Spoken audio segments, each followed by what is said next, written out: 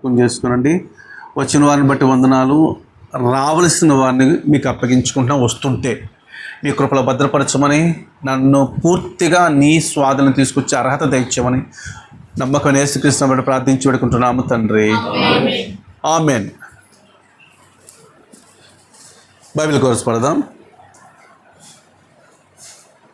Voice clarity తర్వాత. పఠింప శ్రేష్ఠ గ్రంథము Bible, పఠింప శ్రేష్ఠ గ్రంథము బైబిల్, అనుదినము పఠించిన ప్రేమ తోడ నడుపును. ఓ పఠింప శ్రేష్ఠ గ్రంథము Bible, the best book to read is the Bible, the best book to read is the Bible. If you read it every day, it will help you on the way. Oh, the best book to read is the Bible. दुनिया में सबसे प्यारे पुस्तक Bible,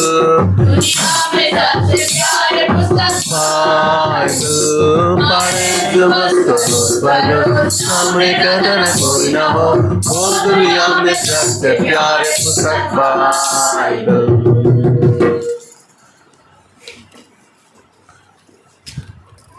బైబిల్లోకి వెళదాం. చదివి ఉంటారు కదా చాలామంది, అడుగుతున్నాను కాబట్టి. సరే చెప్పండి. వెర్సెస్ ప్లస్ క్లియర్గా ఇది కూడా చెప్పాలి, వాక్యం చూడకుండా.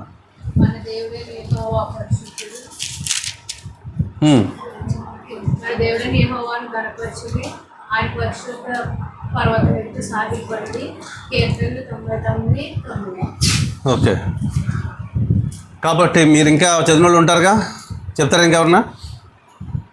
అంటే ఇంకా ఒకళ్ళని అడగలే పర్లేదు అనుకోవద్దు. చెప్పండి ఎవరైనా చూడకుండా. అదేంటి, కొన్నిసార్లు అనుకోవచ్చు కదా ఇంక మమ్మల్ని అడగరని. 3 లైన్లే బయట అమ్మాయి చెప్పిద్ది. ఆ కెనడా వాక్యం ఉందో లేదు అంటావా?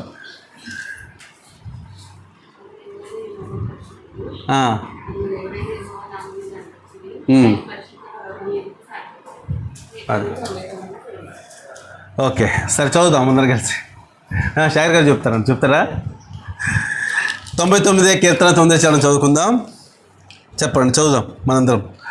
మన దేవుడైన యెహోవా పరిశుద్ధుడు, మన దేవుడైన యెహోవాను ఘనపరచుడి, ఆయన పరిశుద్ధ పర్వతం ఎదుట సాగిలపడుడి. చాలండి.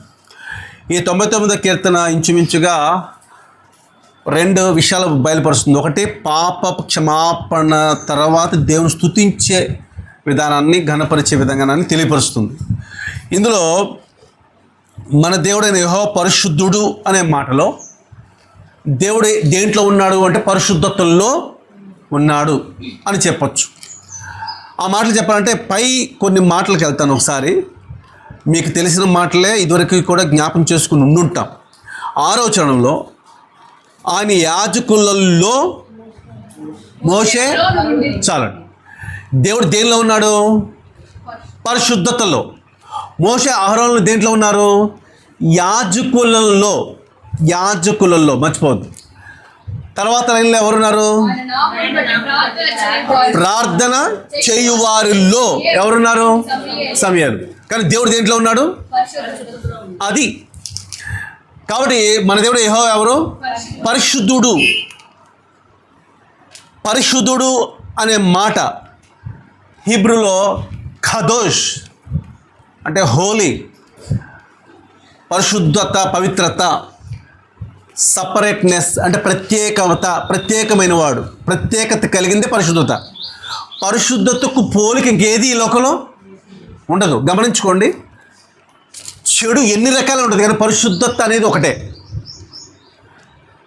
పరిశుద్ధత అనేది ఒకటి కరెక్ట్గా ఉండి కూడా లేకపోతే కూడా పరిశుద్ధత కోల్పోయినట్టే. అర్థమైందా? నేను నోటితో బూతులు తిట్టను కానీ చెడ్డ తలంపు తలుస్తాను.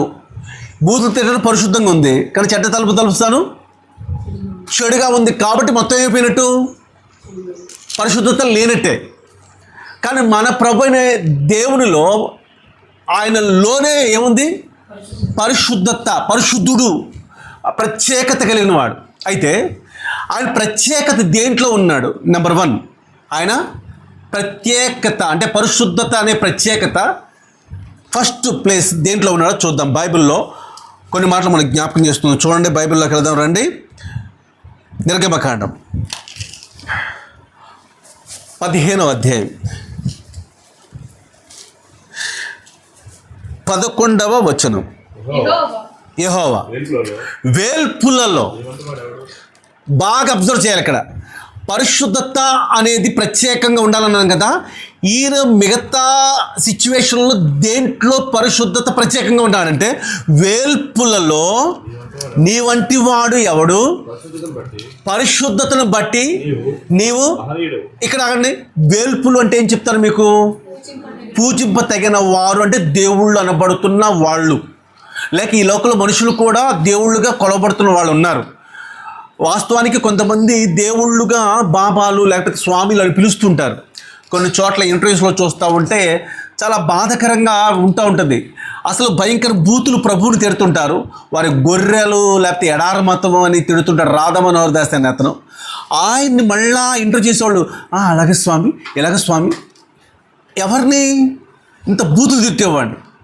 అసలు వాళ్ళకన్నా నన్ను అడిగితే చిన్న పిల్లవాడు, మన సహవాసంలో ఉన్నవాడు, కనీసం బూతులు అంటే తెలియని వాడు ఉన్నాడే చాలా. అతని మీద ఏమైనట్టు? పరిశుద్ధతలో ఉన్నాడు కొంతైనా కదా. రక్షించబడకపోయినా బూతులు రావు కాబట్టి, అతనిలాగా మాట్లాడరు కాబట్టి, తిట్టుకుంటూ విమర్శగా స్వార్థంగా కుళ్ళుగా మాట్లాడరు కాబట్టి. ఇక్కడ చూస్తే వేల్పుళ్ళు అంటే పూజింప తగిన వారు ఎవరైతే ఉన్నారో ప్రపంచంలో, లేకపోతే దేవుళ్ళు అనబడిన వాళ్ళు ఉంటే, కింద రాస్తున్నాడు పరిశుద్ధతలో నీవే వాళ్ళకన్నా మహా అంటే పై భాగంలోకి వెళ్ళిపోయాడు అనమాట. పరిశుద్ధత ఒకవేళ వాళ్ళకు ఉందని చెప్పుకుంటున్నప్పటికీ, పరిశుద్ధత అంటే ఏం చెప్తారు? దేవుళ్ళు అనబడిన ఆ సందర్భానికి కామ, క్రోధ, లోభ, మోహ, మదము, మత్సరము 6 అర్షద్గుణాలు అంటారు వాటిని. అవి లేని వాడిలో పరిశుద్ధత లక్షణాలు ఉన్నట్లు లెక్క. అది మనిషిలో కూడా. ఒకవేళ తల నుంచి అరికాల వరకు ఈ 6 భాగాలు మనలో లేవనుకోండి, మనలో ఉన్న లక్షణం ఏమనొచ్చు? పరిశుద్ధత అనొచ్చు. అర్థమవుతుందా? ఈయన ప్రత్యేకంగా దేవుళ్ళు వేల్పులు అనబడిన వాళ్ళల్లో ప్రత్యేకంగా ఉన్నవాడు. ఇంకా తర్వాత చదువు.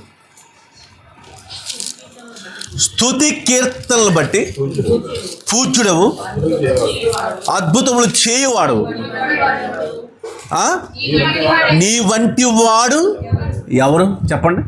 ఆయన వంటి వాడు ఎవరు అంటే క్వశ్చన్ వేసి అంటే ఎవరు లేరు.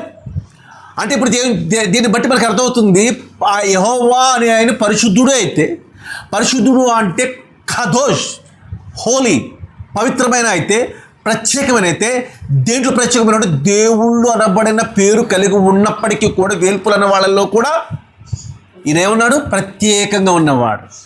అర్థమవుతుందా? చూడండి ఆ మాట ఎంత అద్భుతంగా ఉందో. నీ వంటి వాడు ఎవడు?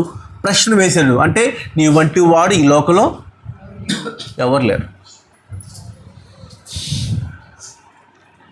నీ వంటి వారు ఎవరు ఈ లోకంలో లేరయ్యా, నీవే నా దేవుడు యేసయ్యా.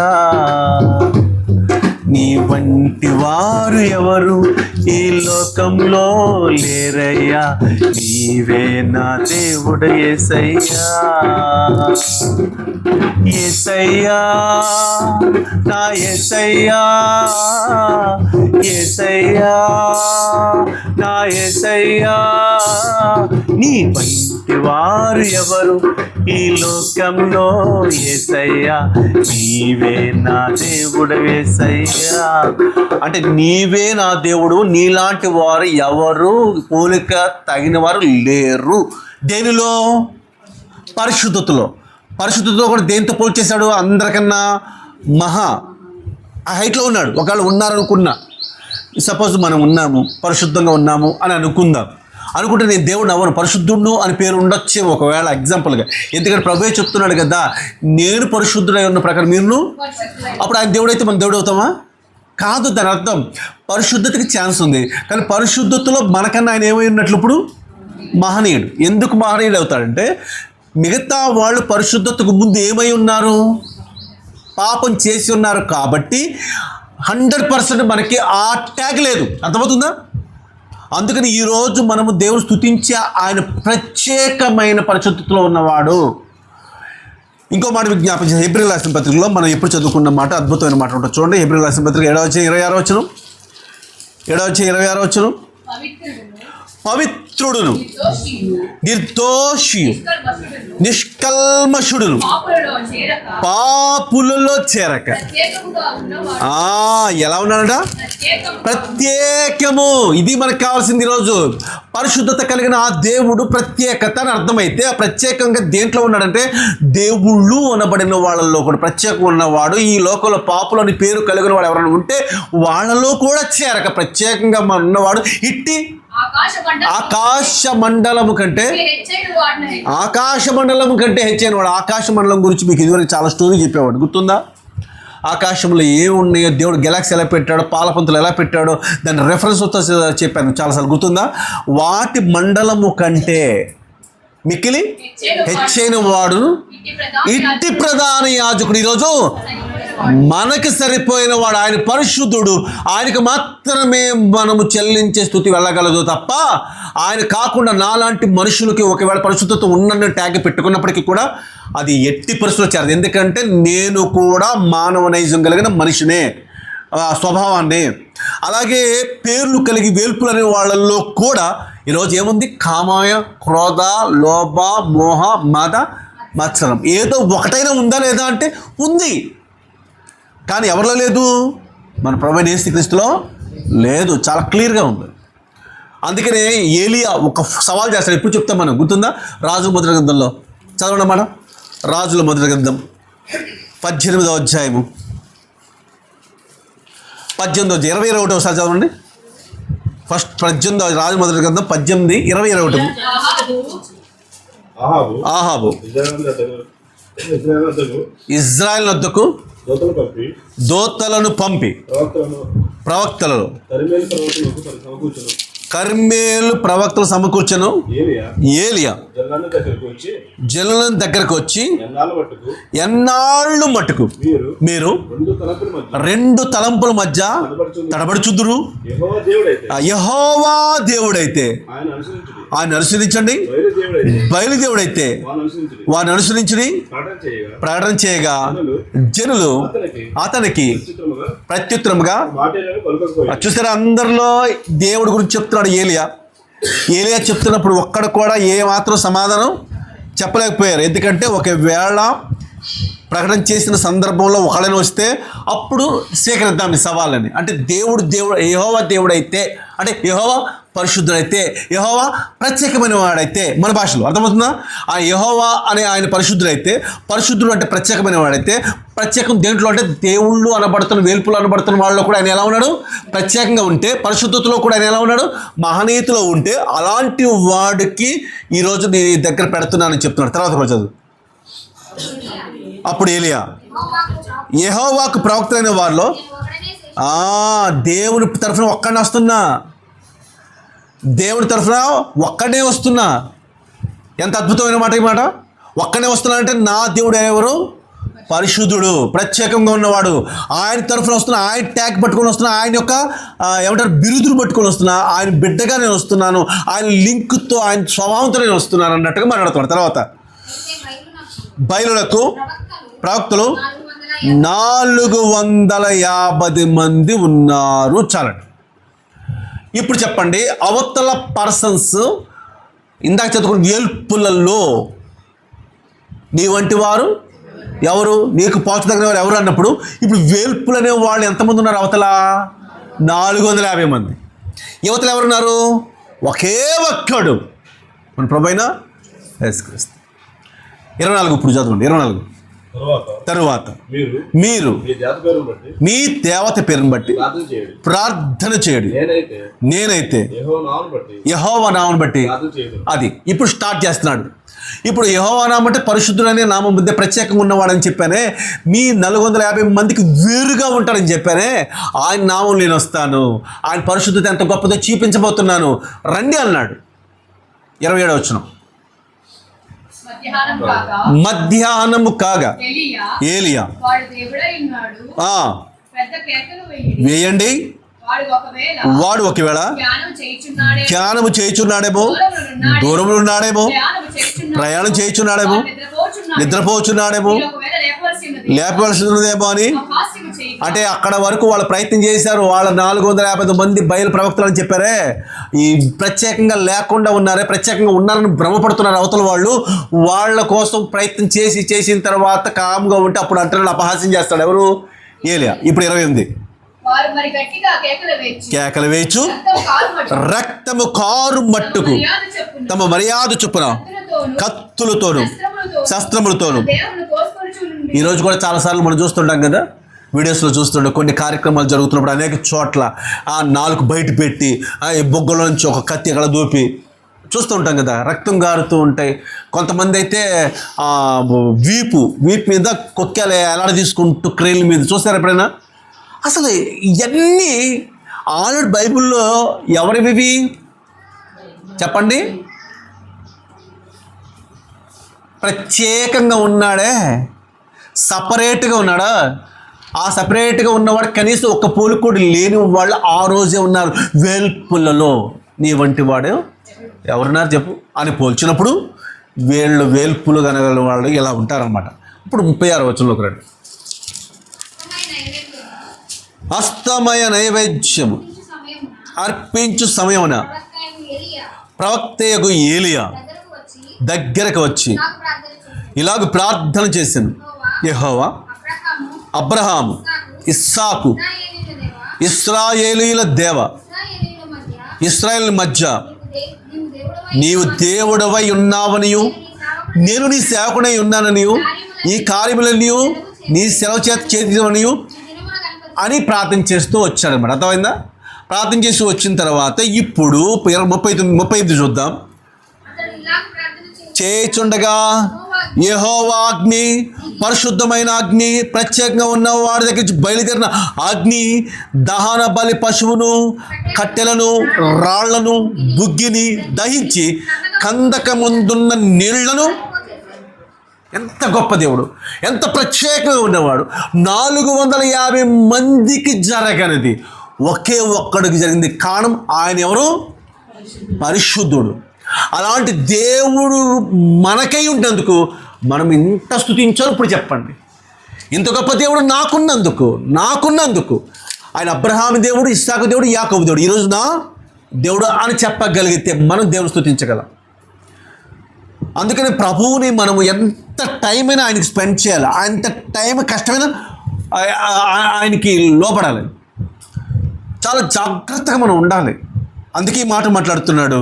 కాబట్టి ఈరోజు ఆయన ఏమైనా అంటే ప్రత్యేకంగా, దేంట్లో ప్రత్యేకంగా?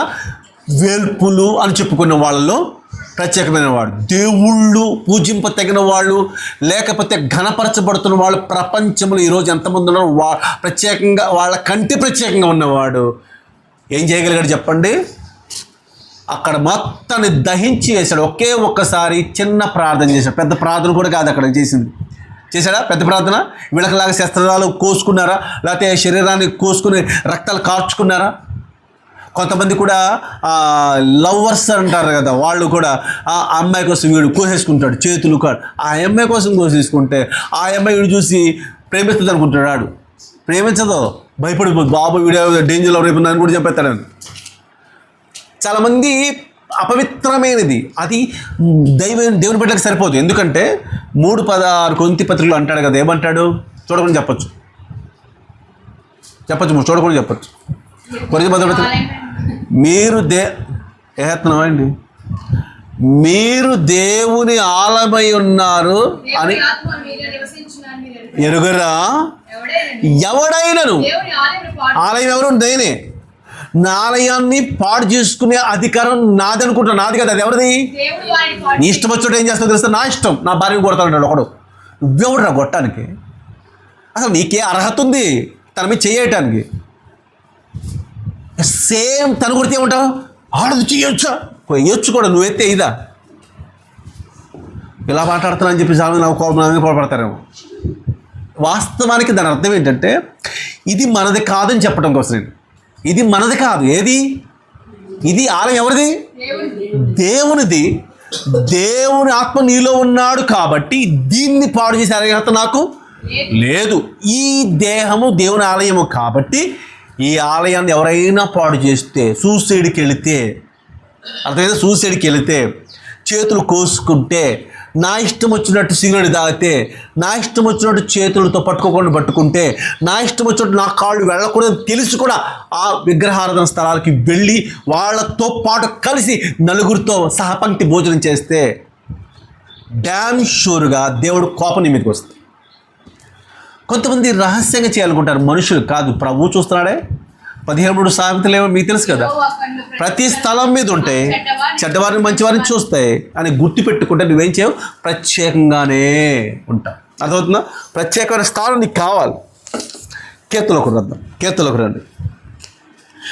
చాలా జాగ్రత్తగా ప్రతి మాటను ప్రభు మనకి ఈరోజు ఆయన దేంట్లో పరిశుద్ధుడో మనకి చెప్తూ వచ్చాడు. 71 కీర్తన 19 చరణం.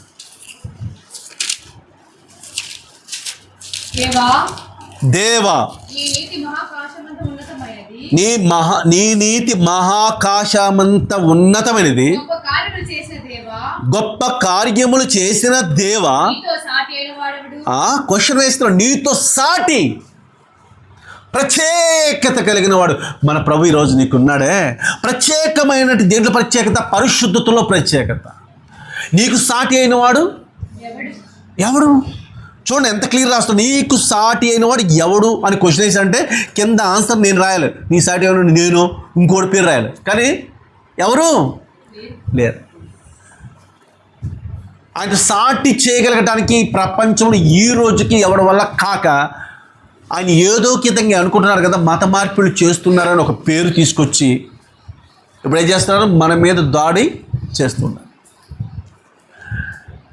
నిజంగా ఇక్కడే కాదు, ప్రతి చోట కూడా చాలా చోట్ల క్రిస్టియన్స్కి హౌసెస్ ఇవ్వకూడదని చెప్పేసి వైజాగ్లో కూడా అంటారు. నేను ఆశ్చర్యపోయాను. నేను కూడా మన నిడదవలో ఒకటే అనుకుంటున్నాను, క్రిస్టియన్స్కి ఇవ్వకూడదని వైజాగ్లో కూడా క్రిస్టియన్సే ఇవ్వట్లేదంట. ఓ పాస్టర్ చెప్తే నేను అది కూడా. ఒరిస్సా ఎంత ప్రమాదం, ఒరిస్సాలో ఆయన సేవ చేస్తాడు, మంచి సేవకులు, తెలుగాయనే ఇక్కడి నుంచి వెళ్ళిపోయారు. ఒరిస్సాలో భయంకరమైన విగ్రహారాధికురాలు ఒక ఆవిడ ఉంటే ఆవిడిచ్చిందంట ఇల్లు. పొద్దున్న లెగిస్తే పూరి జగన్నాథ్ అనేది పెద్ద ఫేమస్ కదా ఒరిస్సాలో, అక్కడికి వెళ్తారంట. కంటిన్యూగా వాళ్ళు ఎన్నెన్నో గుళ్ళు కట్టించారంట. వాళ్ళు ఇచ్చారంట ఎవరికి? ఇక్కడ మనకి ఇవ్వట్లేదు. చూడు, ప్రత్యేకమైన వాడు ప్రత్యేకంగానే వాళ్ళ ద్వారా మనం ఉంటున్నామేమో తెలియదు, నాకు తెలియదు. కానీ ఈరోజు ప్రభు చెప్తున్న ప్రత్యేకమైన వాడు, నీతో సాటి అయిన వాడు, నీ నీతి మహాకాశమంతా, అది అంత ఎత్తుంది. అందుకనే ఎవరు సరిపోవట్లేదు, ఎవరు అంత ఎత్తులోకి వెళ్ళలేకపోతున్నారు. మిగతా అవన్నీ కూడా కల్పితాలు, కానీ మన ప్రభు కల్పితమైన వాడు కాదు. ప్రతి దానికి నీకు ఎవిడెన్స్ బైబిల్ ఎవిడెన్స్ ఇప్పుడు కరెక్ట్గా నెరవేరుస్తూ వస్తున్నాయి. దగ్గరికి వచ్చేసింది మన పరిస్థితులన్నీ కూడా. ఎంత భయంకరంగా వచ్చినాయో చాలా జాగ్రత్తగా మనం ఉండాలని కూడా బైబిల్ చెప్తుంది. ఎలా చెప్తుంది అనేది ఇంకో మాట కూడా మీకు జ్ఞాపకం చేస్తాను. చూడండి, కీర్తనలోకి రండి, 40 కీర్తనలోకి రండి. 40 కీర్తన 5వ చరణం. ఇక్కడ కూడా ప్రత్యేకత కలిగి ఉంటాడు. చూడండి, యెహోవా నా దేవా, నీవు మా ఎడల జరిగించిన ఆశ్చర్యక్రియలను, మా ఎడల నీకున్న తలంపులను బహువిస్తారములు, వాటిని వివరించి చెప్పేదని అనుకుంటున్నా అవి లెక్కకు మించి ఉన్నవి. నీకు సాటి అయిన ఒక్కడును కూడా ఎవడును క్వశ్చన్ ఇప్పుడు వరకు, ఇప్పుడు డైరెక్ట్గా ఆన్సర్ ఇచ్చేస్తాను, ఒకడును. నా ఎడ నీకున్న తలంపులు బహువిస్తారము లయ్యున్నవి. నా ఎడ నీకున్న తలంపులు బహువిస్తారము లయ్యున్నవి. వాటిని వివరించి చెప్పాలేనే, వాటిని వివరించి చెప్పాలేనే. అవి అన్నీయును లెక్కకు మించినవయ్యున్నవి.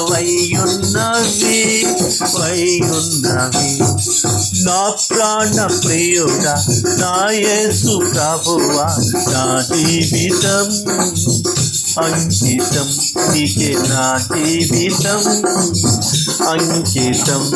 నిజమే కదా, మన ఎడల ఆయన చేసిన ఆశ్చర్యకారములు నిజానికి చెప్పాలంటే ఇప్పుడు జరగనప్పుడు మనం అంటాం దేవుడు ఏం చేశాడు అంటాం. నిజం చెప్పాలంటే ఒకసారి బ్యాక్ వెళ్ళిపోవాలి మనం. పూర్వపు దినాల్లో దేవుడిలోకి వచ్చిన తర్వాత మన పరిస్థితుల్లో ఎంత డేంజర్ సిచ్యువేషన్లో అస్సలు ఇంకా హోప్లెస్ అని చెప్పిన సిచ్యువేషన్లో వెళ్ళిపోయింది, అయిపోయింది మనది. ఆ క్షణంలో దేవుడు లేపింది గుర్తు చేసుకోవాలి. అదవుతుందా? అప్పుడు చేసిన దేవుడు ఇప్పుడు చేయడా? చేస్తాడు. అయితే లేట్ అవుతున్న దానికి మనం వెయిట్ చేయమని చెప్తున్నాడు. వెయిట్ చేయి, నిరీక్షించు, చూడు, ఎంత టైంలో వెయిట్ చేయి. మనం ఏంటి వెయిట్ చేయలేం. ఇక్కడేమో బయలుదేరటం 10:30కి బయలుదేరతాం. ఆటో దగ్గరికి వెళ్ళేసిన టైం అయిపోతుంది తొందరగా తీసావు. ఇది ఇక్కడ దాకా ఒక గంట లేట్ చేసావు, ఆటో కూడా చంపేస్తావు నువ్వు. అవునా కదా? వాడు ఎక్కిన తర్వాత తొందర తీసుకెళ్ళాను. అప్పుడు వాడు అడగాలి, అమ్మ నీకు నిజంగా అంత తొందర అయితే 9:30కి రెడీ అయ్యి రావచ్చు కదా రోడ్డు మీదకి అంటాడు. అంటే మనం ఊరుకోం కాబట్టి వాడు అంతే తేడా. అంటే దేంట్లో మనం ఎలా ఉంటున్నామో ఆలోచించుకో. చివరి సమయంలో ప్రభు మనల్ని రక్షించలేదా? చివరి సమయంలో మనం హోప్లెస్ అనుకున్నప్పుడు ఏడుస్తూ కృంగిపోయిన ఆ క్షణం నీకు గుర్తుందే? ఆ టైంలో ఎవరు నిన్ను ప్రత్యేకంగా ఆశ్చర్యకారం చేశాడు? పరిశుద్ధుడే కదా, ప్రత్యేకంగా ఉన్నవాడే కదా. వేల్పులలో ఎవరు చేయలేని గొప్ప కార్యం చేసిన వాడు ఎవరు? మన ఎడల ఆయనకున్న తలంపులు చెప్పండి బహు విస్తారములు. కానీ మనకేమనుకుంటామంటే అయిపోయింది నా పని అనుకుంటాం. నిజంగా నాకు అలాంటి సిచ్యువేషన్స్ వస్తున్నప్పుడు దేవుడు ప్రత్యేకంగా మాట్లాడుతున్నాడు, చాలా అద్భుతంగా మాట్లాడుతున్నాడు. వెయిట్ చేయి, నిరీక్షించు, పాత జ్ఞాపకం చేసుకో. రాహాబు వేసి కూడా మీరు గమనించారా? ఆ వేగులు వారు వచ్చిన తర్వాత తను వాళ్ళు చెప్తున్నప్పుడు ఈ పట్టణాన్ని నాశనం చేస్తున్నామని చెప్తున్నప్పుడు ఆవిడంటది ఏమని? యోర్దాను నదిని 2 పాయలు చేసినప్పుడు మీ దేవుడు ఎలాంటి వాడో నాకు తెలుస్తున్న గుండెలు అవిసిపోయినవి. అలాంటి దేవుడు ఇప్పుడు కూడా దీన్ని నాశనం చేస్తాను నేను నమ్ముతాను. కాబట్టి నన్ను జ్ఞాపకం చేసుకో. అంటే ఏం జ్ఞాపకం చేసుకుంటే పూర్వపు దినాల్లో ఆయన చేయగలిగిన సమర్థుడు. కాబట్టి నన్ను జ్ఞాపకం చేసుకుంటే కూడా నన్ను కూడా ఏం చేయగలడు? ప్రత్యేకంగా నన్ను విడుదల చేయగలడు సమర్థుడు. అర్థమవుతుందా? అలాంటి గొప్ప ప్రత్యేకత కలిగిన మన దేవుడు ఈరోజు మన ముందు ఉన్నాడు. ఇదే కీర్తనలోకి రండి. మళ్ళీ కీర్తనలు 89వ కీర్తన 89వ కీర్తన 5 నుంచి చదవండి ఒకసారి. యెహోవా ఆకాశ వైశాల్యము నీ ఆశ్చర్య కార్యములను స్తుతించుచున్నవి. పరిశుద్ధుల దూతల సమాజంలో నీ విశ్వాస్యతను బట్టి నీకు స్తుతులు కలుగుచున్నవి. మింటను ఫస్ట్ ఇప్పుడు వరకు ఆకాశ వైశాల్యం దగ్గరకు వెళితే దేవుళ్ళు అని పేరు ఒకవేళ ఉంటే వాళ్ళతో సమమైన వాడు లేడు అని చెప్పుకుంటూ వస్తూ కిందకు వస్తే కూడా మింట అంటే ఇక్కడ నీకు సాటిన వాడు లేడు. తర్వాత దైవపుత్రులలో, అది దైవపుత్రులు, దేవుడు యొక్క పుత్రులు, దేవుడు అని పేరు కలిగిన వాళ్ళలో యెహోవా వాడెవడు? తర్వాత పరిశుద్ధుల దూతల సభలో ఆయన మిక్కిలి భీకరుడు, తన చుట్టూనున్న వారందరికంటే భయంకరుడు. యెహోవా సైన్యములకు అధిపతి వగు దేవా, యెహోవా నీ వంటి బలాఢ్యుడెవడు? నీ విశ్వాస చేత నీవు ఆవరించబడి ఉన్నావు. అర్థమవుతుందా మీకు? ఎలాంటి ప్రత్యేకంగా ఉన్నాడు చూడు. అన్నిట్లో పైన ఆకాశ వైశాల్యం మొదలుకొని కింద వరకు వస్తే దైవపుత్రుల్లో కానీ మింటల్లో కానీ ఒకవేళ ఆ పేరు కలిగిన వాళ్ళు ఎవరైనా ఉంటే వాళ్ళతో ఈయన సాటి అయిన వాడు ఎవరు? ప్రత్యేకంగా ఉన్నవాడు పరిశుద్ధుడు. ఆ పరిశుద్ధుడిని మొట్టమొదటి లైన్ మనం చదువుకున్నాము. ఏం చేస్తారంటే యెహోవా ఆకాశ వైశాల్యం నీ ఆశ్చర్యకార్యములను. మరి అవే ఆకాశ వైశాల్యములో ఉన్న ఆ నక్షత్రాలు, దేవదూతలు, ఆ సమూహాలు స్తుతిస్తే ఈరోజు ఆఫ్టర్ ఆల్ మనము దేవుని ఏం చేయమని చెప్తుంది ఈ వాక్యం? స్తుతించమని. పరిశుద్ధతల్లో ప్రత్యేకంగా ఉన్నవాడు, పరిశుద్ధతలో ఈయన మాత్రం మహనీయుడు. వేల్పులోని ఈయనతో సాటి అయిన వాళ్ళు లేరు. దైవపుత్రుల్లో ఈయన సాటి అయిన వాడు ఇంకొకడు కూడా లేడు. ఈయన ఒక్కడే దేవుడు. అందుకనే చాలామంది కోపం అందుకే కోపం చాలా బాధకరంగా ఉంటుంది. నిజంగా ప్రభువుని ఎంతగా చులకనగా మాట్లాడతారో. అతను ఎడారి మతం అంట. ఎడారి మతం ఏంటంటే యేసుడు ఎక్కడ పుట్టాడు? ఇశ్రాయేలు ఆ ప్రాంతం కాబట్టి, ఎడారి ప్రాంతం కాబట్టి ఎడారి మతం మొదలుపెట్టాడు.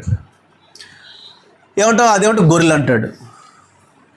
నిజంగా నేను ఈ మధ్య కొంచెం రీసెర్చ్ చేస్తున్నాను, గొర్రెలు అసలు ఏంటి, తన లైన్ ఏంటి మొత్తం చేస్తున్నాను. ఎంత చక్కని పరిణామం ఉంటాయి జనరల్ గొర్రెలు.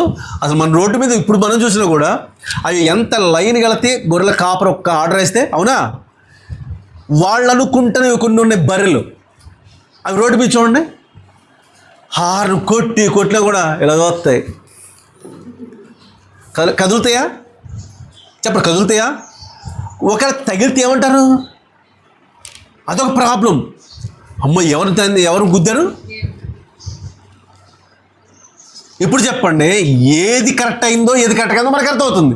ఇంకా గ్రహించలేకపోతున్నారు చాలామంది. ఎంత బాధ అవుతుందో అసలు. మామూలుగా ఇండియాలోకి వచ్చిన ఈరోజు పేరు కలిగిన వాళ్ళు ఎవరంటే అసలు డైరెక్ట్గా ఇండియన్స్ మనమే.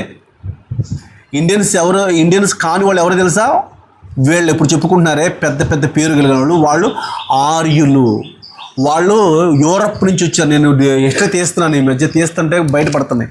అక్కడి నుంచి బయలుదేరి వచ్చి ఇక్కడ వ్యాపారం చేసుకుంటూ ఇక్కడ స్థిరపడిన వాళ్ళే. అందులో 4 బ్రాహ్మణ, క్షత్రియ, వైశ్య, ఇంకోళ్ళు మొత్తం అనమాట. అయినప్పటికీ కూడా వాళ్ళ డామినేషన్, బ్రాహ్మణ డామినేషన్ పెరిగిపోయింది. వాస్తవానికి వాళ్ళు ఎంతోమంది ఉండరు. అందరిని ఏం చేశారంటే వాళ్ళు వచ్చేసి సనాతన అని మొదలుపెట్టి అక్కడ ఆ రోజు ఇప్పుడు మరలా అదే తీసుకొస్తున్నాడు అయ్యగారు, మనకు డీసీఎం గారు. ఎంత భయంకర స్థితిలోకి తీసుకెళ్తానని చూస్తున్నారు తెలుసా? అయినప్పటికీ నువ్వేం చేయాలి? ఈరోజు పరిశుద్ధతలో మహనీయుడిని స్తుతిస్తూ నిలబడాలి. కష్టమైన నష్టమైన నిలబడాలి. ఇంకో మాట చెప్తాను, చాలా జాగ్రత్తగా గమనించాలి. మనం చిన్న మాటే కదా అనుకుంటే పొరపాటే. ప్రతి మాటని దేవుడు క్లియర్గా వింటాడు. ఆషామాషి కాదు. మనం రక్షించబడాలంటే ఒక్క వాక్యం ఉంది, ఏంటి మీకు అందరూ తెలుసు, యేసు ప్రభువుని ఒప్పుకోవాలి. ఒప్పుకుంటే చాలు. తర్వాత ఆయన తండ్రి తన కుమారుడైన వాడిని మృతుల నుంచి లేపాడని విశ్వసించిన అలా నువ్వేమవుతావు రాశాడు 19 మార్కు సువార్తలో. రక్షించబడదు. జాగ్రత్తగా గమనించండి. నోటితో ఒప్పుకునే మాట ఎంతసేపు? ఒక క్షణం. సింపులే కదా, అది దేవుడు వింటాడంటే వింటాడు. చాలాసార్లు కొంతమంది ఏంటారంటే పబ్లిక్లో ఒకవేళ ఏదన్నా ఈ మధ్యకాలంలో పలానా వాళ్ళకి చెయ్యి అని అనుకుంటున్నారు కదా, విన్నారా? ఒకవేళ అంటే ఏమవుద్ది, సింపుల్గా అంటే ఏమవుద్ది అనుకున్నారు. జాగ్రత్త. ఒక చిన్న మాట ఎంత ప్రమాదం తీసుకెళ్ళి చెప్పంటారా? వచ్చాడు తమ్ముడు, అన్నయ్య లోపల అర్జెంటుగా వండుతూ ఉన్నాడు వంట. వచ్చిన తర్వాత ఎర్రగా ఉన్న ఆ కూర నాకు పెట్టన్నాడు. ఎవరు చెప్పాలి? అన్న తర్వాత ఒకే ఒక్క మాట అన్నాడు. అన్న తర్వాత ఈయనేమన్నాడు? జ్యేష్ఠత్వ హక్కు నాకు ఇమ్మన్నాడు. ఇమ్మన్న తర్వాత ఏమన్నాడు? ఒక్క మాటే. టర్న్ అయిపోయిందా లేదా పాయింట్? ఒక్క మాటతో ఏమైపోయిన తర్వాత భ్రష్టుడైపోయాడు కదా. నేను చావబోతుంది నాకెందుకని తృణీకరించాడు. ఒకే ఒక్క మాట. తృణీకరించిన వెంటనే మనం అనుకుంటాం కదా, ఏం పర్లేదు, చచ్చిపోతామో, చంపేస్తారేమో, మన పిల్లలు ఓహో, అది నిజంగా కష్టమే. ఇప్పుడు నేను చెప్పినప్పుడు నేను కూడా కష్టమే. నా మీదకి వచ్చినప్పుడు ఆ రూట్లో నేను ఉండాలనుకుంటున్నాను ఇప్పుడు, కానీ అప్పుడు ఉంటాను లేదో కష్టమే. కానీ నిలబట్టడానికి ఇప్పటి నుంచి ప్రయత్నం. ఆ రోజులు వచ్చేసింది మనకి దగ్గరికి, మూకుమ్మడిగా దాడి కలిగిన వచ్చేసింది. వాక్యం నెరవేర్పు వచ్చేసింది. వాక్యపు నెరవేర్పు భాగంలో సూచనలు కనపడుతున్నాయి కాబట్టి చెప్తున్నా. మీరు గమనించండి, 2019 కోవిడ్కి ముందు ఉన్న పద్ధతులకి ఆ తర్వాత అన్ని ప్రాబ్లమ్స్ ఫేస్ చేస్తున్నారు లేదో చూసుకోండి ఒకసారి. ఏ రూట్లో అయినా ప్రపంచమంతా కూడా తేడా వచ్చింది కరోనా దగ్గర తర్వాత. గమనించారా? ఇప్పుడు చూడండి, నిన్న మొన్న ఎవరు మాట్లాడుకున్న ట్రంప్, జెలెన్స్కీ, ఉక్రెయిన్. అసలు నిజంగా అంత ర్యాష్గా మాట్లాడతాను నేను అనుకోవాలి. జెలెన్స్కీ అసలు ఉక్రెయిన్ ఎదురు మాట్లాడతాను అనుకోవాలి. కానీ అలా మాట్లాడకూడదు కూడా, ఎందుకంటే అమెరికా పెద్ద అగ్రరాజ్యం. తను తలుచుకుంటే ఆఫ్టర్ ఆల్ అనమాట, ఇది ఉక్రెయిన్ ఊడ్చిపెట్టేయగలదు. అయినా కూడా సపోర్ట్ చేస్తూ ఉంటే వాళ్ళు ఎదురు మాట్లాడుతున్నారు. అంటే ఏమన్నాడు తెలుసా? నువ్వు వెనకపోతే థర్డ్ వరల్డ్ వార్ వచ్చేటట్టు ఉంది, రష్యా నిన్ను ఊరుకోవట్లేదు కదా, నేను నీకు సపోర్ట్ చేస్తాను, నువ్వు కొన్ని ఖనిజాలు నాకు ఇవ్వాలని చెప్పేసి అంటున్నాడు అనమాట. మీకు అర్థమవుతుందా? అసలు కనీసము ఆ టైంలో కనుక ఒక తేడా వస్తే ఏమంటాడు ట్రంప్, 3వ వరల్డ్ వార్కి నువ్వే కారణం అవుతావు అంటే అప్పుడు ఏమవుద్ది? ఆటోమేటిక్గా రష్యా ఉక్రెయిన్ మీదకి వస్తే ఉక్రెయిన్తో పాటు ఒకవేళ అమెరికా కనుక సపోర్టు ఉక్రెయిన్ చేస్తే రష్యాకి ఎవరు సపోర్టు? చైనా కదా. చైనా వెస్ట్ ఈస్ట్ వేరైపోతాయి. వేరైపోతే ఏమవుతుంది? ఇంకా సచ్చినట్టు. ఇప్పుడు ఆల్రెడీ ఇజ్రాయెల్ విషయం అలాగే ఉంటుంది. ఎప్పుడు థర్డ్ వార్ వస్తుంది అన్నట్టుగా అవుతుంది అన్నట్టుగా చెప్తున్నా. ఇప్పుడు దీన్ని బట్టి రాజ్యముల మీదకి రాజ్యములు, భూకంపాలు బీభత్సంగా అనేక చోట్ల విపరీతంగా కనపడుతున్నాయి కదా. ఈ రాకడ సూచన మనకు వచ్చినప్పుడు ఒక్క మాట నువ్వు నోరు జారితే సరదాగా నలుగురిలో అంటే తప్పేంటి, నోటి మాటే కదా అనుకుంటే నీ నోటితో ఒప్పుకొని అన్నాడు చూసారా. యేసు నీ నోటితో ఒప్పుకుంటే ఏమవుతున్నావు, రక్షించబడతావు లేదా? అలాగే నోటితో వేరే ఒప్పుకుంటే నువ్వేమవుతున్నట్టు, సాతాను నుంచి ఆక్రమించుకుంటాడా లేదా? ఇమ్మీడియట్గా ఆక్రమించుకుంటాడు. అందుకే అంటున్నాను, మనం చాలామంది కూడా చాలా పొరపాటు చేస్తున్నారు. నిన్న ఒక వీడియో చూశాను, న్యూజిలాండ్లో అనుకుంటా, న్యూజిలాండేనా, చర్చిలో ఏం చేస్తున్నారు చూసారా ఎవరన్నా? చర్చిలో హిందూ మ్యారేజ్ జరుగుతుంది. మన ఇండియన్స్, పెళ్ళికొడుకు ఫారినరు, ఆవిడ ఇండియన్. అసలు నేను గుండెలో చాలా దడ పుట్టింది. దానికి గొప్పగా మళ్ళీ వీడియోలో చూసారా పలానా దేశంలో పలానా అని చెప్పి మళ్ళీ న్యూస్. అదే పిక్చర్ని ఒకసారి ఇక్కడ తెచ్చుకుందాం ఎగ్జాంపుల్గా. అదే టెంపుల్లో ఏది క్రిస్టియన్ చేస్తానికి ఒకవేళ జరగడానికి ఉండదు, జరగడానికి అడిగితే ఈ పాటికి ఏమవుద్ది, అల్లకల్లమే కదా. మరి అదే గొప్పగా చెప్పుకోండి, ఇదైతే చెప్పుకో. అంత పరిస్థితిలో మనం ఉన్నామండి. చర్చిలో వాళ్ళు మంత్రాలు చదువుతుంటే ఆడవుడు ఫారిన్ ఎదవ వాళ్ళ పక్కన కూర్చొని మళ్ళీ గొడుగులాగా తీసుకొస్తే అమ్మాయిని, అమ్మాయి ఎంత బాధ అనిపించి. చర్చిలో పెద్ద చర్చిలో లోదన చర్చిలా ఉంది సేమ్ అది. అంటే అప్పుడు కూడా మరి బ్రిటిషర్స్ పెద్ద పెద్ద కట్టి ఉంటారు కదా. సమాజం ఎటుపోతే అందరూ వింతగా, అక్కడ ఫారిన్ స్టేజ్ అందరూ వింతగా వీడియోలు తీసుకుంటారు, భలే ఉంది వెరైటీగా అనుకుంటున్నారు. వాళ్ళకి తెలియదు కదా ఇలాంటి పరిస్థితులు మనం ఉన్నాం. కానీ మన దేవుడు ఎలాంటి వాడు, ప్రత్యేకంగా ఉన్నవాడు, ఆశ్చర్యకాలు చేసే దాంట్లో ప్రత్యేకంగా ఉన్నవాడు, ఆయనతో సముడైన వాడు ఎవరు లేరు. ఇంకో మాట చదువుకొని మనం ఆరాధన చేసుకుందాం. యెషయా గ్రంథం 40వ అధ్యాయము, యెషయా గ్రంథం 40వ అధ్యాయం 25వ వచనం, 40:25. నీవు ఇతరులతో సమానుడవ్వని మీరు నన్ను ఎవరికి చాటి చేయుదురు అని పరిశుద్ధుడు అడుగుచున్నాడు. మీ కన్నులు పైకెత్తి చూడుడి, నేను ఎవరు సృజించెను, వీటి లెక్క చొప్పున ఈ సమూహములను బయలుదేరదీసి వీటి అన్నిటికీ పేర్లు పెట్టి నిలుచువాడే కదా. చాలండి, పిలుచువాడే కదా. ఈ ప్రత్యేకంగా ఇక్కడ ఇతనుతో సముడైన వాడవు ఎవడని మీరు నన్ను ఎవరికి, దేవుడే చెప్తున్నాడు. పరిశుద్ధుడిగా ఉన్న నాకు నీవు ఎవరిని సాటి చేయగలవు? నాతో సమానంగా ఎవరున్నారు? ఎవరు లేరు అని ఎవరు అడుగుతున్నారట? పరిశుద్ధుడు అడుగుచున్నాడు. అలాగే కింద రాస్తున్న ఆ లైన్లో లాస్ట్లో ఏమంటాడు? తన అధిక శక్తి చేతను, తన కలిగిన ఉన్న బలాశయ చేతను ఆయన ఒకటి అయినను విడిచిపెట్టాడు. ఎంత అద్భుతమైన దేవుడు మనకున్నాడండి. ఇంత ప్రత్యేకంగా ఉన్నవాడు పరిశుద్ధుడు అడుగుతున్నాడు, నాతో ఎవరినైనా సాటి చేయగలరా అని సవాల్ చేయగలరా అంటే ఆషామాషి కూడా కాదు అది. ఎవరు సాటి చేయగలరా? అంత మాట ఎవరైనా చెప్పగలరా? చెప్పలేకపోతున్నారు అంటే ఈయన లాంటి వాడు ఈ ప్రపంచంలో మరొకడు లేడు అని అడుగుతున్నది ఎవరు ఇక్కడ? పరిశుద్ధుడు.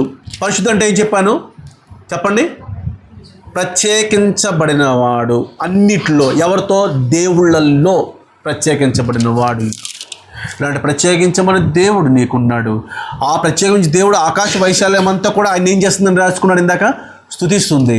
మనము కూడా అంత పరిశుద్ధులు స్తుతిస్తే మనకు కావాల్సినవన్నీ కూడా ఆయనే చేస్తాడు. అంటే కృప దేవుడు మనకు అనుగ్రహించును గాక. డైరెక్ట్ వాక్యంలోకి వెళ్ళిపోదాం. మరొకసారి కీర్తనలో 99 9వ చరణం కలిసి చదువుదాం. చదవండి. మన దేవుడైన యెహోవా పరిశుద్ధుడు, మన దేవుడైన యెహోవాను ఘనపరచుడి, అని పరిశుద్ధ పర్వతం ఎదుట సాగిలపడి. చెప్పండి. మన దేవుడైన యెహోవా పరిశుద్ధుడు, మన దేవుడైన యెహోవాను ఘనపరచుడి, ఆయన పరిశుద్ధ పర్వతము ఎదుట సాగిలపడుడి. సరే, ఇప్పటి వరకు మనం కొన్ని విషయాలు జ్ఞాపకం చేసుకుంటూ వచ్చాం. అందులో దేవుడు ప్రత్యేకమైన వాడు, వేల్పులలో సముడుగా ఆయనకి తగిన వాడు ఎవరు కూడా లేరు, ఆయనను మాత్రమే పూజింప తగిన వాడుగా ఉన్నాడని, ఆయన అలాంటి వాడితో ఉంటే ఒక్కడున్నప్పటికీ కూడా ఎదుటి 450 మంది దేవతలు ఉన్నా వాటిని ఈజీగా జయించగల శక్తి ఇస్తాడు. అంటే దాని అర్థం ఏంటంటే మన ముందు మనకి 450 లాంటి భయంకరమైన ప్రమాదకరమైన గడియలు ఉన్నా అలాంటివి మన కళ్ళ ముందు తట్టుకోలేక హోప్లెస్ అనుకుంటున్నవి కూడా ఈ ఒక్కడి పరిశుద్ధత కలిగిన వాడితో మనం ఉంటే అవి ఏం చేస్తాడని అర్థమవుతుంది, ఈజీగా వాటిని నాశనం చేస్తాడు, తీసివేస్తాడు. అర్థమవుతుందా? దీన్ని మనం బాగా గమనించుకొని అస్సలు ప్రభువుకి ఫస్ట్ ప్లేస్ ఇచ్చుకుంటే వెళ్ళాలి. ఇందాక మీకు చెప్పాను కదా, ఒక్క చిన్న మాట ఏ విధంగా దేవుని సన్నిధిలో రక్షణ పొందుకుంటామో ఒక చిన్న వ్యతిరేకమైన మాట అపవాది కూడా ఎంటర్ అవుతాడని అర్థం.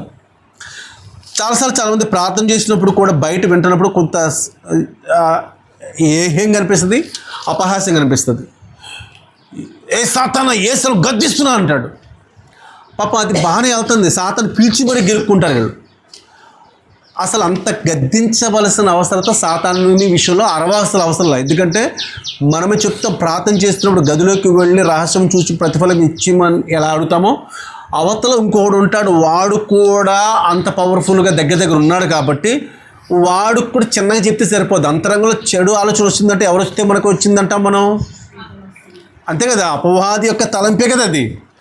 అంటే వాడిని మనం గద్దిస్తున్నాం అనగానే వాడు అనుకుంటే అరే నన్ను అనవసరం గెలికేవరు నువ్వు అని చెప్పి మన దగ్గర అప్పుడు వస్తాడు అనమాట. అప్పుడు దాకా రానుడు వాడు పెద్ద అందరిలో ఏం చేయడం ఏసునామలో అంటాడు అనగాలేదు. అప్పుడు తిరిగి చూస్తాడు వెనక్కి, ఎవరు నువ్వని అంటున్నావు, దా అయితే మీ ఇంటికి వస్తానని చెప్పేసి మీ ఇల్లంతా ఖాళీగా ఉంది అని నాతో పాటు 9 దయ్యాలు తీసుకొస్తానంటాడు. మీకు చాలామందికి తెలియక అరుస్తే దేవుడు చాలామంది పక్కన అరుస్తుండలేదు, ఆ అరుస్తున్న పక్కన అని ఆనందపడిపోతాడు కింద నుంచి. చాలా ప్రమాదం అలాంటివి. ఒక్క మాట ఆత్మీయంగా పట్టుకునే ప్రతి మాట రక్షణ ఎలా పొందుతుందో అదే ఒక్క మాట ఏశావుని ఏం చేయగలిగింది, ఒకే ఒక్క పూట కూటి కొరకు తన జ్యేష్ఠతో అమ్ముకున్న భ్రష్టుడు. అలాగే ఒక్క మాట మనం కూడా ఒక్క మాట ఎవరైనా బలవంతంగా అనిపిస్తే, ఒక్క మాట వాళ్ళతో కలిసి వాటిని మనం కూడా ఏకీభవించి తింటే, ఒక్కసారి కదని వెళ్ళి వాళ్ళతో పాటు వెళ్తే భలే ఫుడ్ అంట, తినపోతే బాగుండదు, భలే ఉండారంట, ఎక్కడో హైదరాబాద్ నుంచి తీసుకొచ్చారంట, పోతే ఏ పెళ్ళి అయితే మనకెందుకు అని కూర్చుంటే అప్పుడు ఆవరిస్తాడు అపవాది. తెలియక చేస్తున్నారంటే తెలిసే చేస్తున్నారు. ఏమని అనుకుంటారు, వాళ్ళు అనుకునే ముందు నా దేవుడు అనుకుంటున్నాడు కదా, నా దేవుడు బాధపడుతున్నాడు కదా. అది ఎందుకు గ్రహించలేకపోతారు చాలామంది. ఇది చాలా జాగ్రత్తగా గమనించాలి. చూడండి, యెషయా గ్రంథంలో 2వ ఆయన దేంట్లో ప్రత్యేకమైన పరిశుద్ధులు అని అంటే మీ అందరూ తెలిసిన వాక్యమే. 6వ అధ్యాయం 2-3 వచనాలు. ఆయనకు పైగా శరాపులు నిలిచి ఉండరి, ఒక్కొక్కరికి 6 రెక్కలుండెను, ప్రతివాడు 2 రెక్కలతో తన ముఖమును రెంటితో తన కాళ్ళను కప్పుకొనుచు రెంటుతో ఎగురుచుండెను. వారంటే ఎవరు? శరాపులు అంటే ఎవరు? దూతలు, మహాదూతల కింద ఫుట్ నోట్ ఇచ్చాడు చూస్తారా, మహాదూతలు. వారు సైన్యములకు అధిపతి యెహోవా పరిశుద్ధుడు పరిశుద్ధుడు పరిశుద్ధుడు సర్వలోకము. ఇప్పుడు చెప్పండి, ఆయన దేవదూతలు అనుకున్న వాళ్ళే పరిశుద్ధుడు అంటున్నారంటే దేవదూతల కన్నా ఈయనే పరిశుద్ధుడు. అర్థమవుతుందా? వేల్పులలో ప్రత్యేకమైన వాడు. దేవదూతలు కూడా పరిశుద్ధంగా ఉంటాయి కదా అనుకుంటే ఆ దేవదూతలే ఇతను ఏమంటే 6 రెక్కలతో కలిగిన శరాపులు పరిశుద్ధులు అంటున్నాయి. శరాపులు ఉన్నాయి, కెరూబులు ఉన్నాయి. కెరూబులు కూడా దేవదూతలే, శరాపులు మహాదూతలు అని రాశాడు. కెరూబులు కూడా రెక్కలు కలిగిన దూత అంటాడు ఒక గూగుల్లో సెర్చ్ చేస్తే. అర్థమవుతుందా? కాబట్టి జాగ్రత్తగా మనము వీటిని గమనిద్దాం. ఇప్పుడు అంటే ఆ దేవదూతల సహితం ఇతను పరిశుద్ధులు అంటున్నాడంటే దేవదూతలతో పోల్చుకుంటున్నప్పటికీ కూడా దేవదూతల కన్నా ఈయన ఏమైనాడు? పరిశుద్ధ. అలాంటి దేవుడు నీకు నాకు ఈరోజు ఉన్నాడండి. అందును బట్టి ప్రభువును వదిలిపెట్టద్దు, కష్ట సమయంలో వదిలిపెట్టద్దు, అన్ని సిచ్యువేషన్లో కూడా వదిలిపెట్టద్దు. బాగున్నప్పుడే కాదు, ప్రతి దానికి ఒకే కథ చెప్తారు చాలామంది. నేను అందుకే ఇలా చేస్తున్నాను, నేను అందుకే ఇలా మారాను, అన్నీ అబద్ధాలే. నేను అందుకనే దేవుడు నాకు ఆ కార్యం చేయలేదు కాబట్టి నేను ఇలా నడుస్తున్నాను అని అంటూ ఉంటారు చాలామంది. కాదు, అది కానే కాదు. వంకలేనుడు ఏదో అంటారు లోక సామెత, ఏ వంకలేనుడు దొంకెట్టుకొని ఏడిచాడంట. అక్కడ ఏదో వంక వాడికి ఏడాలి ఇప్పుడు అనుకున్నాడు. అలా ఉంటుంది, కారణం లేకుండా కదా, అలా చేయకూడదు. ఇక్కడ చూడండి, చాలా జాగ్రత్తగా గమనిస్తాం. ఇప్పుడు మీకు ఒక మాట మీకు జ్ఞాపకం చేస్తాను, చాలా జాగ్రత్తగా అర్థం చేసుకోవాల్సిన ప్రయత్నం చేస్తాను. యోబు గ్రంథంలోకి రండి, 1వ అధ్యాయం 6వ వచనం. దేవదూతలు యెహోవా సన్నిధి నిలుచుటకై, అంటే మొత్తానికి యెహోవా సన్నిధిలో ఎవరున్నారని నుంచి అర్థమవుతుంది, దేవదూతలు. మర్చిపోద్ది మాట. అంటే దేవదూతలు ఎక్కడ ఉంటారు? ఇక్కడ ఈ లోకంలో కాదు. ఎక్కడుంటారు? దేవుని సన్నిధిలోనే పరలోకంలో ఉంటారని క్లియర్గా ఉంది. ఈ మాటలు ఎందుకు చెప్తారో మీకు అర్థమవుతుంది. అంటే దేవుడు అనేవాడు వేల్పులు అనే దేవుళ్ళల్లో కూడా ఈయన ప్రత్యేకంగా ఉన్నాడని చదువుకున్నాం కదా పరిశుద్ధతలో. నెంబర్ 2, ఈయన దేంట్లో ప్రత్యేకంగా ఉన్నాడు ఇప్పుడు చెప్తున్నాను, దేవదూతలలో కూడా ఈయన మాత్రమే పరిశుద్ధులనే ప్రత్యేకంగా ఉన్నాడు. అర్థమైందా? నా మాట అర్థమైంది. ఇప్పుడు దేవుళ్ళు అనేదేమో ఫస్ట్ వర్తమానం చెప్పాం. రెండోది ఎవరు? ఇప్పుడు దేవదూతలు, మహాదూతలు, దూతలు ఎవరైనా సరే, శరాపులు, కెరూబులు ఎవరైనా సరే. ఇదే టాపిక్ యెషయా ఆలోచించేది టాపిక్ ప్రకటన 4:8 కూడా ఉంటుంది, సేమ్ ఉంటుంది. హెస్కేల్లో కూడా మనం చూస్తాం, కెరూబుల గురించి మనం చూస్తాం, చాలా టాపిక్ ఉంటుంది. అయితే ఇప్పుడు మీకు ఆ సందర్భాన్ని బట్టి చెప్తున్నాను. దేవదూతలు అందరూ కలిసి ఎక్కడ కలుస్తున్నారు? యెహోవా సన్నిధిలో. అదే 2:1 యోబు గ్రంథంలో దేవదూతలు యెహోవా సన్నిధి నిలుచుటకే, అది రెండవసారి కూడా యెహోవా సన్నిధిలో దేవదూతలు వచ్చారు.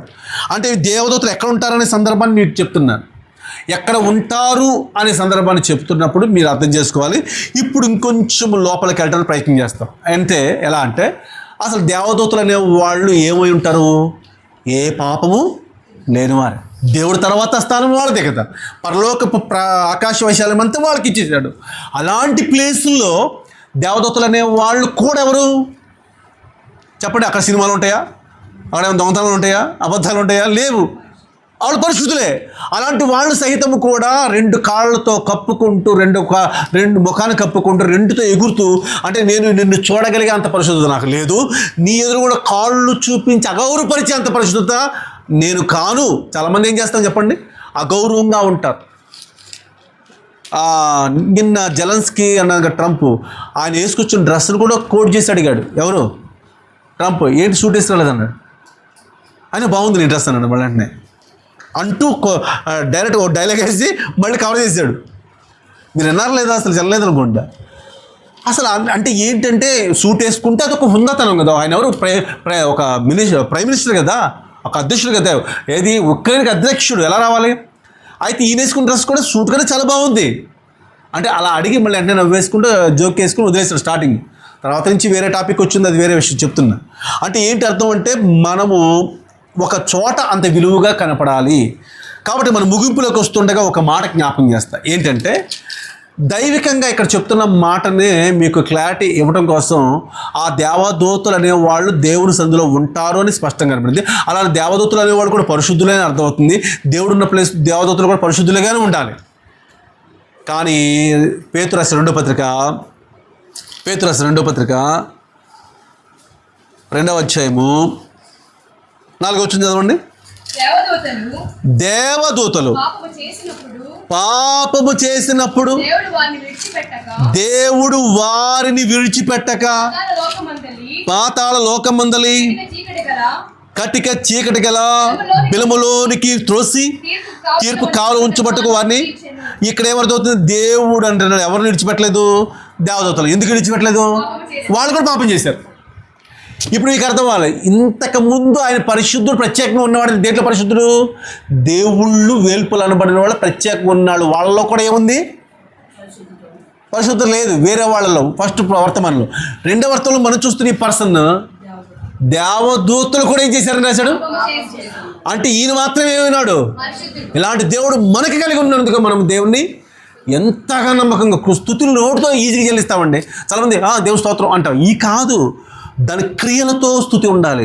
ఇంత చేసిన దేవుడికి నేను ఏమి ఇవ్వాలి అని చూస్తే, దేవుడిని చేసింది ఒక 10,000 కన్నా మించింది అయితే దానికి ₹1 పెద్దదే నువ్వు దేవుని చెల్లించింది క్రియలలో స్తుతి అంటారు. దాన్ని మనం ఏం చేస్తాం చెప్పండి? పెద్ద కార్యక్రమం చేసుకుంటారు, చిన్నగా దేవుని ఫెయిల్ చేస్తారు. డబ్బుల్ టాపిక్ కాదు ఇది, స్పిరిచువల్ అంతరంగ టాపిక్ చెప్తున్నా. అంటే ఆ సందర్భం అర్థమవుతుందని చెప్తున్నాను అంతే. అప్పుడు దేవుణ్ణి బాధ పెట్టినట్టు అవుద్దా లేదా? చాలా క్లియర్గా మీరు గమనించండి. దేవదూతలు సైతం ఏం చేశారట?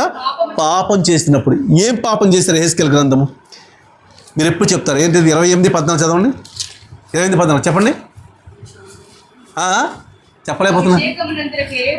మీరు వేరే చెప్పుదామని ట్రై చేస్తామని కుదరదు, అందుకని మార్చాను. చెప్పండి. అభిషేకం పొందిన కెరూబువై ప్రకాశము ఆశ్రయముగా నీవు ఉంటివి. అంటే అభిషేకం పొందిన కెరూబు అని కొట్టి చూడండి, దాంట్లో రెక్కలగలిగిన దేవదూత అని వస్తుంది. ఇప్పుడు దేవదూతలు శరాపులు ఉన్నారు, ఇంకెవరున్నారు? కెరూబులు ఉన్నారు. ఇక్కడ ఒక కెరూబు పేరు ఏంటంటే అభిషేకము నొందిన కెరూబువై ఉంటివి, అందుకే నేను నిన్ను నియమించితిని. దేవునికి ప్రతిష్ఠింపబడిన అంటే ఇక్కడ కాదు, ఎక్కడో పైన పర్వతం మీద నువ్వు ఉంటివి, కాళ్ళుచున్న రాళ్ళ మధ్య నువ్వు సంచరించుచుంటివి. నియమింపబడిన దినం మొదలుకొని అప్పటి వరకు నువ్వు పైన ఉన్నావు. అర్థమైంది మీకు? అంటే అప్పటి వరకు నువ్వు పరిశుద్ధుడే, కానీ నీలో కూడా ఏమొచ్చింది? దేవదూతల పాపం వచ్చింది. బాగా వినండి, దేవుళ్ళు అనబడే వాళ్ళ పాపం కనపడింది. అందుకని ఈయనొక్కడ మాత్రమే ప్రత్యేకంగా ఉన్న పరిశుద్ధుడు. దేవదూతల్లో కూడా ఏం కనపడుతుంది? ఇక్కడ పాపం. ఎలా కనపడుతుంది పాపము అని అంటే తర్వాత ప్రవర్తన విషయములో ఉన్న ఒకప్పుడు విస్తారమైన వర్తకము చేత లోపల అదండి. బయటికి చాలాసార్లు మనం ప్రార్థన చేస్తున్నప్పుడు ఆ తప్పు చేశాను ప్రభు క్షమించు, ఈ తప్పు చేశాను క్షమించు అంటామా లేదా? కానీ దేవుడు ఆ మొర విన్నాడని భ్రమపడతాం, కానీ పై రూపం కలిగిన పాపలు ఒప్పుకుంటాము. కానీ నువ్వు అబద్ధం ఆడుకుని చెప్పు, ఇంటికి వెళ్ళిన తర్వాత మరలా నీకు తలంపులు రావట్లేదా? నువ్వు చూడకపోయిన సినిమాది ఏదన్నా ఎవడన్నా గుర్తొస్తే అప్పుడు చూసిందంతా గుర్తొచ్చి నెమరు వేసుకోవట్లేదా? అప్పుడు మన పక్కనే ఫ్రెండ్తో మాట్లాడుతున్నప్పుడు జోకులు వేసుకుని 4 చెప్పుకున్నాయే కూడా గుర్చేసి నవ్వేసుకోవట్లేదు ఒక్కదానివే. పక్కన ఏంటి పిచ్చెక్కిందని మేము అడగట్లేదు ఆ టైంలో. అంటే ఏం జరుగుతుంది తెలియకుండా లోపల ఏం పెరుగుతుంది? అన్యాయం, పాపం పెరుగుతుందే. అది లేదు, అది ఉంది కాబట్టే పరిశుద్ధులు కాలేకపోయాం. అది ఎవరిలోకి వచ్చింది? ఇప్పుడు దేవదూతలలో కూడా వచ్చిందండి. అన్యాయం పెంచుకుంటున్నావు, తర్వాత పాపం చేయించు వచ్చితే గనక పర్వతం మీద నీ ఉండకుండా నేను నిన్ను అపవిత్ర పరిస్థితిని ఆశ్రయముగా ఉన్న కెరూబు కాళ్ళచున్న రాళ్ల మధ్యను నీవెకను సంచరింపవు, నేను నాశనము చేసి తిని నీ సౌందర్యము చూచుకుని నీవు గర్వించిన వాడవై జ్ఞానమును కావున నేను నిన్ను. అప్పుడు వాడి యొక్క పరిశుద్ధత పోయింది. మీకు క్వశ్చన్ వేస్తుంటే చెప్పలేకపోతున్నారు, కానీ అర్థం కావట్లేదు క్వశ్చన్ ఏంటంటే, దేవుడు సృష్టి మంచి చేశాడు చెడ్డ చేశాడు మొత్తం చెప్పండి. సృష్టి మొత్తం కూడా చేసినప్పుడు ఆ క్వశ్చన్ మీరు బాగా అర్థం చేసుకోవాలి. పర్ఫెక్ట్ సమాధానం ఇప్పుడు కాబట్టి 10 రోజులు చెప్పినా పర్లేదు, 100% మీరు చెప్పారని కూడా నాకు బాగా తెలుసు. కాబట్టి మీరేమనుకున్నారంటే అది అర్థం కావట్లేదు. ఫస్ట్ క్వశ్చన్ ఏంటంటే, దేవుడు సృష్టి అంతట్లో కూడా అంత మంచిగా చేశాడు కదా. మంచి చేసినప్పుడు బాగా వినండి, మీకు క్వశ్చన్ కూడా అర్థమైతే చెప్తాను. సపోజు ఇది సెల్ ఫోన్ తయారు చేయకముందు మనకు ఫోన్ అంటే తెలియదు. తయారు చేసినప్పుడు దీన్ని ఏం పేరు పెట్టాడు? సెల్ ఫోన్ అన్నాడు. కాబట్టి మనం ఏమన్నాం, సడన్గా మనకి అత్యవసరం అయితే మిమ్మల్ని పిలిచి అక్కడ సెల్ ఫోన్ ఉంది అంటే ఎన్న తేగలుగుతున్నారు. ఎందుకని? తయారు చేసిన వాడు పేరు పెట్టిన తర్వాత మనం వాడుతున్నాం కాబట్టి. అర్థమైనప్పుడు అదే అసలు తయారు దానికి ముందు ఆ పేరు పెట్టలేదనుకో, మనం సెల్ ఫోన్ అంటే వెతుక్కుంటమే తప్ప మన వల్ల కూడా కాదు. అలాగే దేవుడు సృష్టి అంతా మంచే చేశాడు, కానీ చెడు అనేది లేదు సృష్టిలో. నా అర్థమవుతుందా? లేనప్పుడు ఆ యొక్క పరలోకంలో లేకపోతే దేవుని సన్నిధిలో వాడు ఏం చేశాడని రాశాడు? గర్వించాడు, పాపం చేశాడు, మొత్తం అపవిత్రపరచాడు, యథార్థత లేదు. ఆ చెడు ఎలా వచ్చింది? నా క్వశ్చన్ అర్థమైంది మీకు ఇప్పుడు? లేనిది రాదు కదా, దేవుడు సృష్టించిందంత మంచే ఉంటుంది తప్ప చెడు రాదు, ఎంటర్ అవ్వదు. ఎలా వచ్చింది? దాన్ని అర్థం చేసుకుంటున్నావా? చెప్పు, ఎవరైనా చెప్పగలరా? తర్వాత చెప్పం. మీరేమంటారు చెప్పనా? నేను చెప్పేది అయితే మీరు ఏమన్నది నేను ముందే చెప్పేస్తాను. ఏమంటారంటే, అంటే తను సౌందర్యం చూడగల తన అంతరంగంలో ఆటోమేటిక్గా నేనే కదా దేవుడికి అంతా పని చేస్తుంది, అందుకని వచ్చింది. అసలు వచ్చిందనేది చెడు కదా, చెడు పెట్టలే కదా దేవుడు. పెట్టండి ఎలా ఎంటర్ అయింది? సెల్ ఫోన్ లేదు అప్పుడు తయారు చేయాలా, ఎలా వస్తుంది? నా భాష అర్థమవుతుంది అయినా సెల్ ఫోనే తయారు చేయలేదు. సెల్ ఫోన్ అంటే నీకు అర్థమవుద్దా అంటే అర్థం కాదు. ఇప్పుడు సెల్ ఫోన్ అబ్రదబ్రా అన్నాడు అనుకో, అప్పుడు నువ్వు చెప్పాలి అమ్మ అబ్రదబ్రా తీసుకురా అంటే అప్పుడు తీసుకొస్తావు. ఎందుకంటే సెల్ ఫోన్ని పెట్టక ముందు నీకేంటో తెలియదు కాబట్టి. అంటే మంచి తప్ప దేవుడు చెడు అసలు సృష్టిలో చెయ్యన్నప్పుడు అసలు చెడు వాడిలోకి ఎలా ఎంటర్ అయింది? చెడు అనేది పేరే లేదండి, ఎలా ఎంటర్ అయింది? నీకు అర్థమైంది ఇప్పుడు భాష? నా క్వశ్చన్ అర్థమైందా? తర్వాత చూసుకుందాం. ఇప్పుడు వాక్యాలకు వద్దాం. ఇప్పుడు దేవదూతలు అనుకున్న వాళ్ళు కెరూబులు కూడా పాపం చేస్తే వాడు పూర్తిగా నేలను పడత్రోసి వేయబడ్డాడు. చాలా క్లియర్ రాశాడు సమూయేలు మొదటి గ్రంథము 4వ అధ్యాయము. సమూయేలు మొదటి 4వ అధ్యాయం 4వ వచనం. కాబట్టి జనులు షిలోహునకు కొందరిని పంపి అక్కడ నుండి కెరూబుల మధ్య ఆసీనుడయ్యుండు సైన్యములకు అధిపతియగు యెహోవా నిబంధన మందసమును తెప్పించిరి. చాలండి. ఇక్కడ ఈ సందర్భం ఏంటంటే ఇక్కడ కెరూబు దేని మధ్య సంచారం చేస్తారు? ఆసీనుడు అయి ఉండే ఈ సైన్యములకు అధిపతి యెహోవా నిబంధన తెప్పించారంటే కెరూబు మీద ఎవరు ఉంటారు? ఇప్పుడు కెరూబు పైన ఎవరున్నారు? దేవుడు ఉన్నాడు. ఎందుకంటే కెరూబు కూడా ఏం చేశాడు? పాపం చేశాడు. అంటే ఈ కెరూబు అని కాదు, కెరూబులు కూడా వాళ్ళు పాపం చేసి వాళ్ళ సైన్యం అంతా దిగిపోయింది అనుకోండి. అంటే కెరూబుకి కింద దేవుడు లేడు, దేవదూతలకి కింద దేవుడు లేడు. దేవుడు తర్వాత స్థానం ఎవరిది? దేవదూతలది, కెరూబులు, సెరాపులది. అయితే దేవుడు మాత్రం మనల్ని ఎవరు పోలికలు చేసిన ఇప్పుడు చెప్పండి అంత పోలికలు వచ్చేసి ఆ పోలికల్లో చేసిన నిన్ను కూడా అంటున్నాడు ఈరోజు నేను పరిశుద్ధుడు, నాలో పాపం ఉన్నది ఎవరు స్థాపించగలరని చెప్పిన సవాల్ చేస్తూ సముడు ఎవరని చెప్పాడు ఇందాక. ఇప్పుడు చెప్తున్నాడు దేవదూతల సహితము కూడా యెహోవా సన్నిధిని తటస్థించిన దినం వచ్చినప్పటికీ కూడా ఆ స్థలంలో ఉండే ఆ దేవదూతలు ఏం చేశారంట? పాపం చేశారు. దేవదూతలే పాపం చేస్తే ఆయన ఊరుకున్నాడా? చెప్పండి ఊరుకున్నాడా? కటిక బెలములో దానికోసం ఆ ప్లేస్లు పెట్టేశాడంట. అంటే దేవుడు మనకెంత ప్రాధాన్యత ఇస్తున్నాడో అర్థం చేసుకోండి. దేవదూతల కన్నా ఎక్కువ ప్రాధాన్యత నీకు నాకు ఇచ్చిన మన పోలిక దేవుని పోలిక. ఆదాము 5:1 ఏమంటాడు? ఆది కాండంలో దేవుని పోలికగా ఆదామును చేశారు. ఇప్పుడు దేవుడికి ఆదాము ఉన్నాడు? లూకా 3:38 లాస్ట్లో ఆదాము దేవునికి కుమారుడయ్యాడు.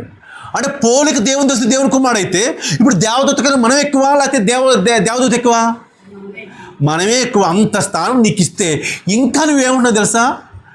పండు తింటే ఏమవుతాను? దేవతను అవుతాను అంటాను. నువ్వు అంతకన్నా ఎక్కువ రాశాడు కదా బైబిల్లో. అయినప్పటికీ కూడా ఈ లోక పాపం చేసి ఏం చేస్తున్నావు? నువ్వు దేవతగా ఇష్టపడతావు. అంటే దేవత అంటే ఎవరు? పాపం చేసిన వాళ్ళు. ఇప్పుడు చదివాం కదా, పాపం చేసిన ప్రతి ఒక్కళ్ళు ఆ ప్లేస్లో ఉన్నట్టే, వాళ్ళు మాత్రమే అలా అయిపోతారు. ఇంకో మాట కూడా మీకు జ్ఞాపకం చేస్తాను చూడండి. కీర్తన 99 మొదటి చరణం.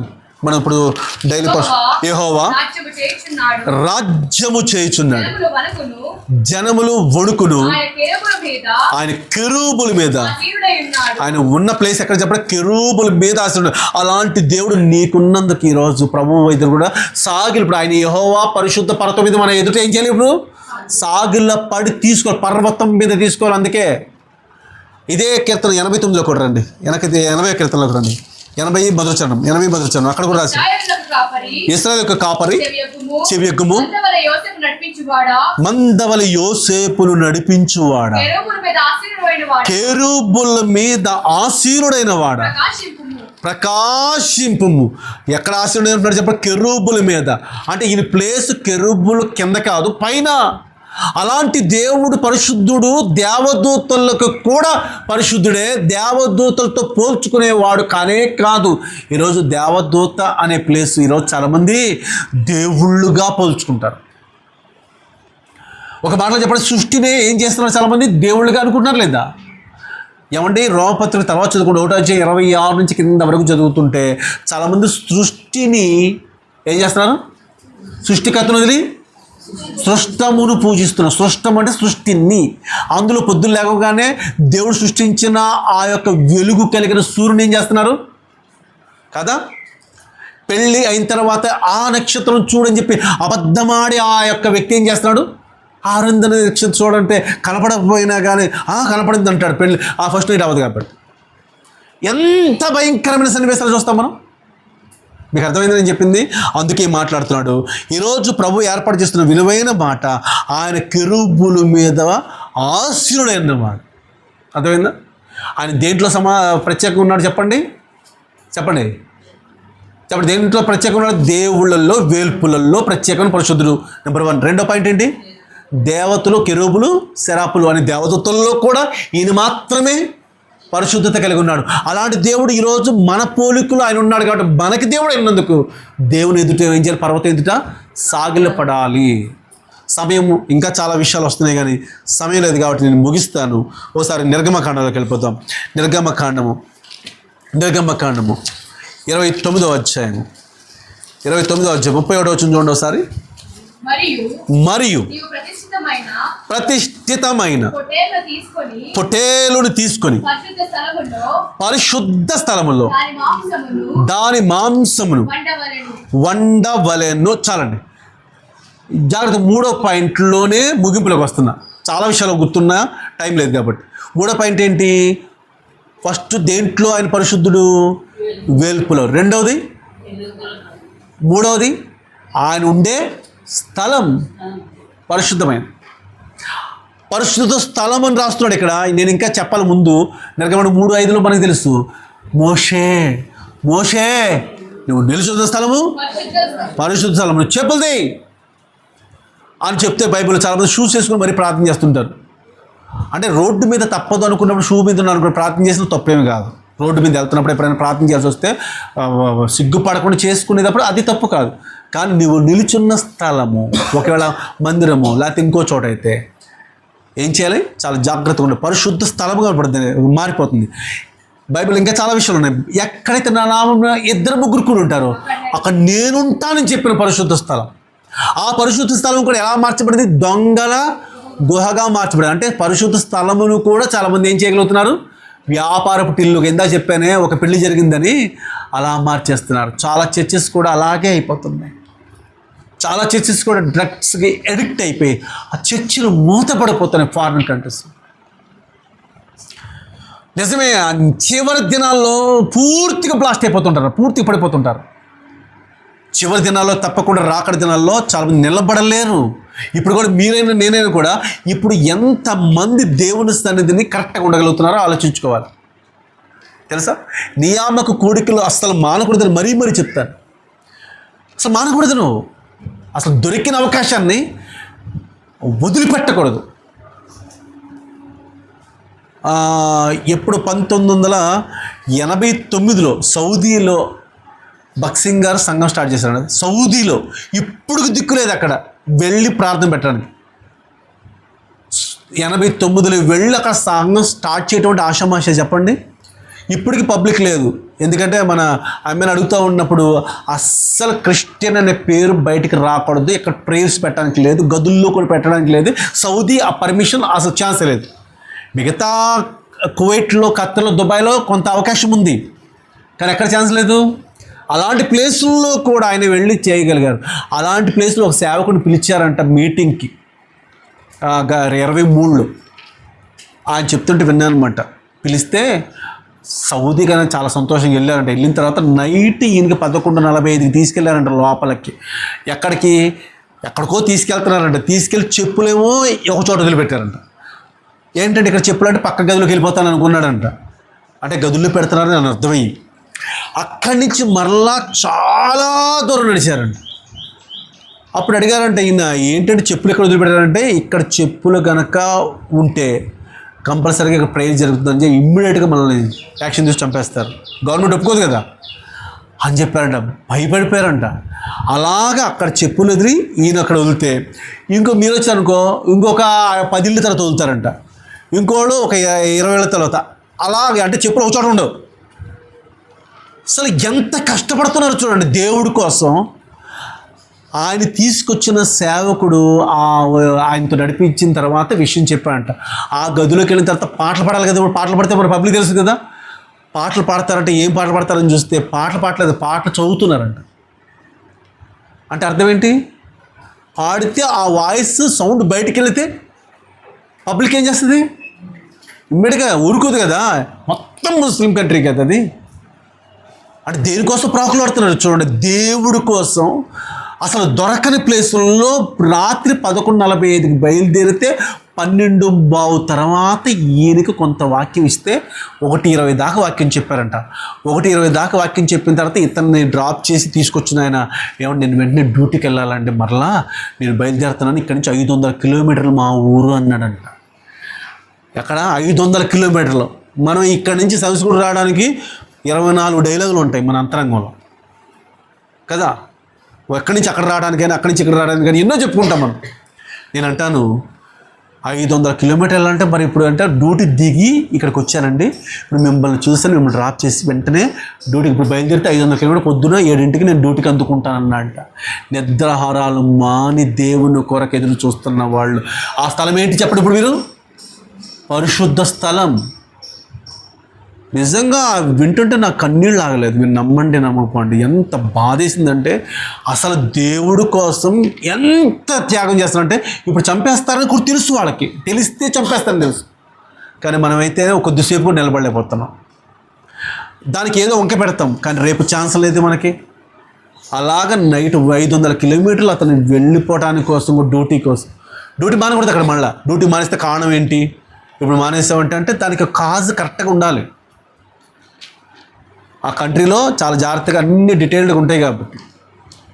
ఇప్పటికి లేదు సంఘం, కానీ అది ఎవరు స్టార్ట్ చేస్తారు? దేవుని సేవకులు భక్సింగ్ గారు అక్కడ స్టార్ట్ చేశారంట. ఆ ప్లేస్కి వెళ్ళటానికి ఒకరి తర్వాత ఒకళ్ళు ఇక్కడి నుంచి ఖర్చు పెట్టుకొని ఒక సేవకుని పిలిచి అందులో వాక్యం చెప్పించున్నారంటే ఎంత ఖర్చు పెట్టారు? 1 గంట మెసేజ్కి, ఓన్లీ 1 గంట మెసేజ్, అది కూడా అర్ధరాత్రి 12 గంటల తర్వాత 1 గంట వరకు పగలు పెట్టుకుంటే తెలిసిపోద్ది కదా. అది కూడా చదువుకుంటారంట పాటలు. ఎంత అద్భుతం అండి అది. ఆయన ఉండే స్థలం పరిశుద్ధము. అలాంటి స్థలము కలిగిన దేవుడు నీకు నాకు ఇస్తున్న స్థలము. ఇక్కడ పరిశుద్ధ స్థలము దగ్గర ఏం రాశాడు? ఇప్పుడు చదివే కదా 29:41 ఏం చదివారు? వండాలి.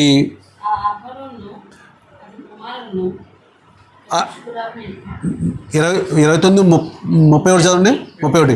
మరియు నీవు ప్రతిష్ఠితమైన పొట్టేలను తీసుకొని పరిశుద్ధ స్థలములో దాని మాంసము. తర్వాత కూడా చదవాలి. ఇప్పుడు అహరోనును అతని కుమారులను ప్రత్యక్ష గుడారం యొక్క ద్వారం దగ్గర ఆ పొట్టేలు మాంసమును, గంపలు, రొట్టెలు తినాలి. అక్కడ సందర్భము ఆ యొక్క బలి గురించి మనకు తెలుసు. ఇప్పుడు మనం చెప్తున్నాము పొట్టేలు మాంసము, గంపల్లో రొట్టె. అర్థమైంది కదా?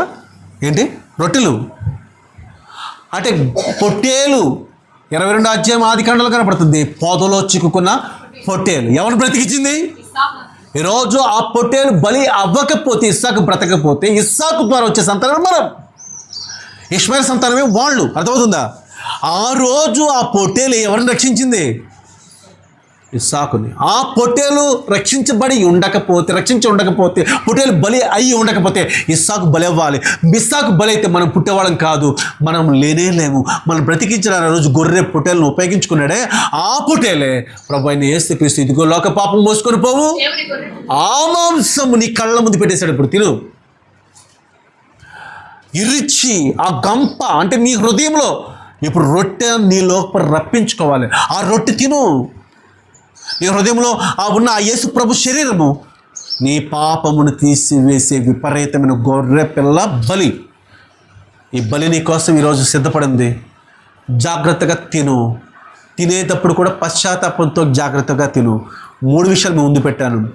పరిశుద్ధుడు వేల్పులలో, పరిశుద్ధుడు దేవదూతలలో, పరిశుద్ధుడు ప్రతి స్థలంలో. ఆయన ఉండే స్థలం అంతా పరిశుద్ధతే. ఆ స్థలమును కూడా మనం ఏం చేస్తున్నామంట? దొంగల గుహగా. నిజంగా మీరు గమనించండి, మీరు చేసే ప్రార్థన స్థలంలోనే పాపం చేస్తారు. ఎక్కడ మోకాలేస్తారు అక్కడే మళ్ళీ సినిమా చూస్తారు. ఎంత డేంజరో తెలుస్తుంది. ఆ పవర్ మనం పూర్తిగా బ్లాస్ట్ చేసుకుంటూ వెళ్ళిపోద్ది. జాగ్రత్త కలిగి ఉందాం, యోగ్యతతో ఉందాం, పరిశుద్ధంగా ఉందాం. నిజమైన పరిశుద్ధులు మనకు దొరికిన స్తుతిద్దాం. దేవుడి మాటలు దీవించును గాక.